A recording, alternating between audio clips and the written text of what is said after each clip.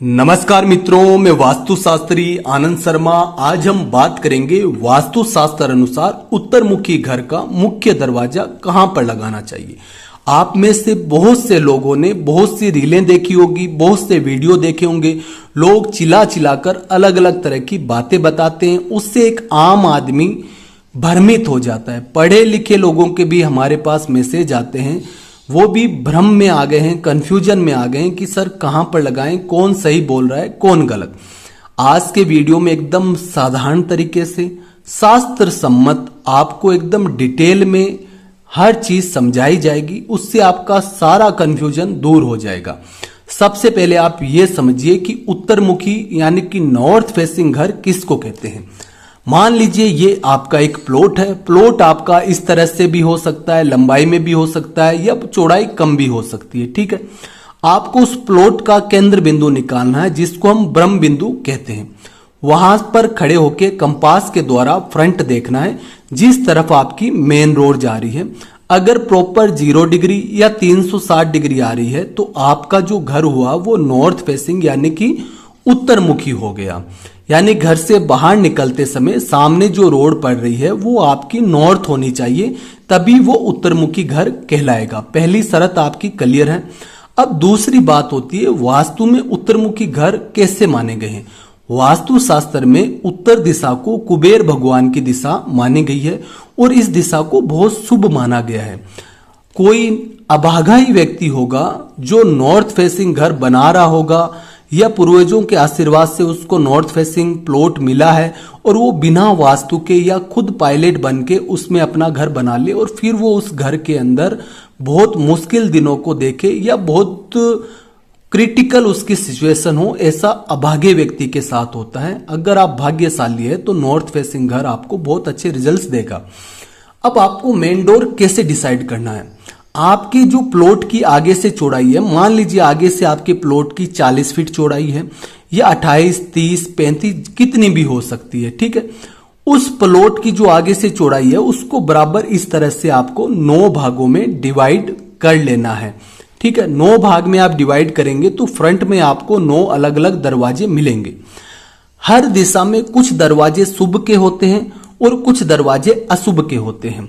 शुभ दरवाजों पर अगर आपका मेन डोर खुल गया तो आपका भाग्य खुल जाता है। अशुभ दिशा में या अशुभ स्थान पर, अशुभ पद पर अगर आपका दरवाजा खुल जाता है तो आपके लिए वो दुर्भाग्यशाली होता है। एकदम सरल तरीका है। ठीक है, अब इसमें कौन सा दरवाजा कहाँ है एकदम हिंदी में लिखकर आपको बताया गया। आप स्क्रीनशॉट ले लीजिए और वीडियो को लाइक कर दे ताकि भविष्य में भी आप वीडियो ये देखकर लाभ उठा सकें। ठीक है, अब आपका जो उत्तर दिशा में अच्छा दरवाजा है वो देखिए कौन सा है।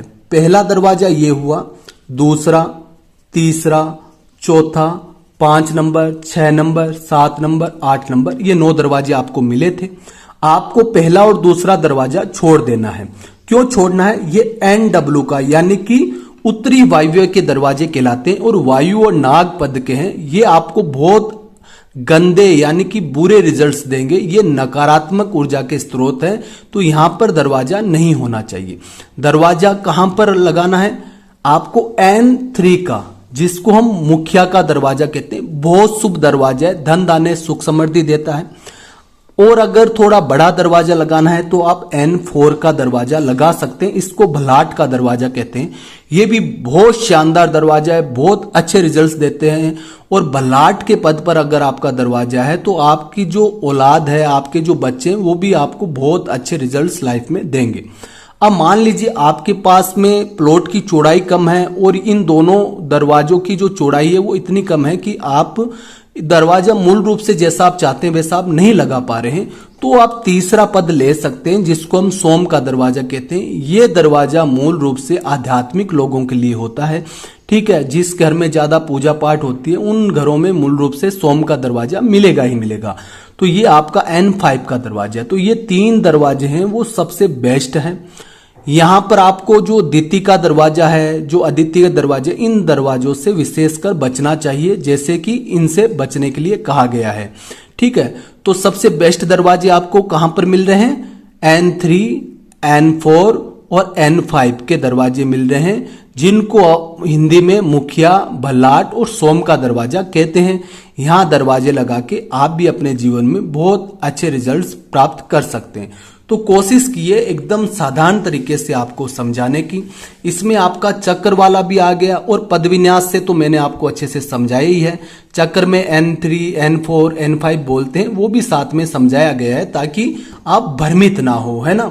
तो आज के लिए इतना ही। इस तरह से पूरे शास्त्र अनुरूप वीडियो देखते रहने के लिए चैनल से जुड़े रहिए, मित्रों में वीडियो शेयर करें और जब भी घर बनाना हो पूर्ण वैदिक वास्तु का सहारा लीजिए। अच्छे वास्तुशास्त्री जो भी आपके घर के आसपास है, उनका हो सकता है पारिश्रमिक थोड़ा ज्यादा हो, लेकिन वो आपको जो नक्शा बना के देंगे उसमें आपकी 7 पीढ़ियां सुख समृद्धि से रह पाएगी।